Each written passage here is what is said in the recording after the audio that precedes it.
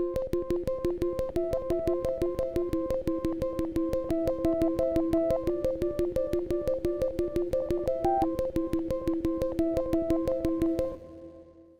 morning, everybody. It's Todd with Bowerly Consulting Services.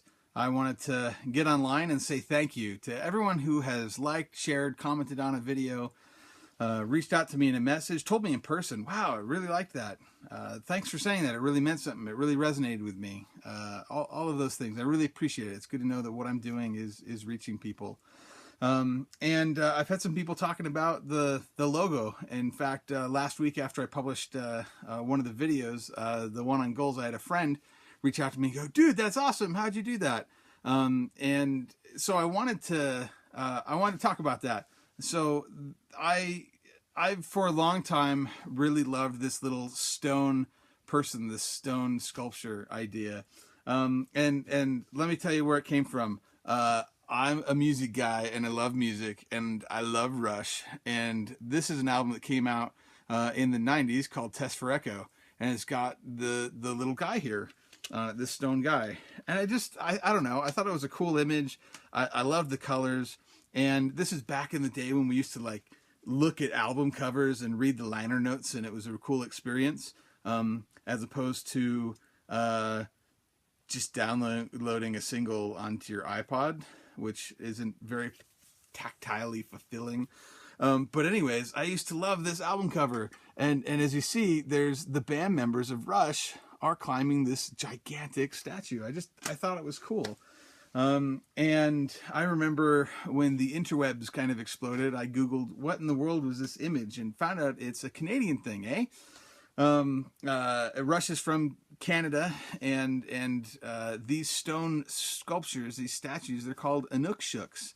And some of the bigger, huge ones are used as kind of mile markers, as directional beacons for knowing where you're at in a big snowy wilderness. I've got another guy back here. When we actually this last summer went to Michigan, got some beach stones from the beach where my mom lives in Glen Arbor, Michigan. It's totally gorgeous up there. Anyways, that's a place that's really near and dear to my heart. But I'd already decided that this was the logo for my business, and wanted to pick up a couple of rocks and glue that together. So I have that statue here.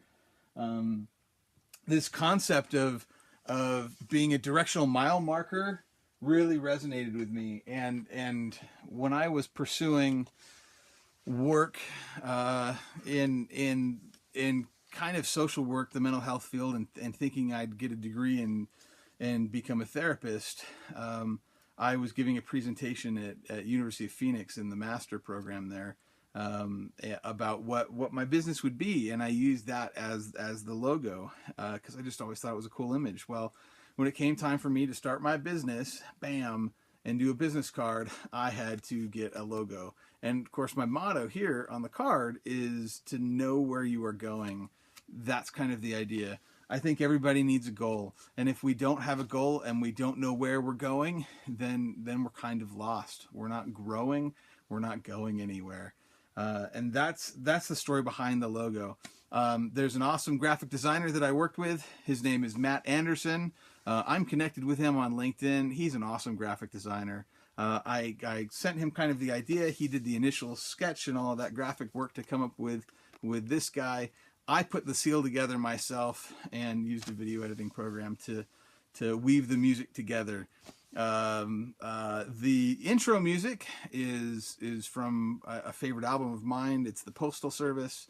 It's one of their hit songs off of their first record, Give Up. I think they're making a second one. Anyway, it's the guy that sings for Death Cab for Cutie.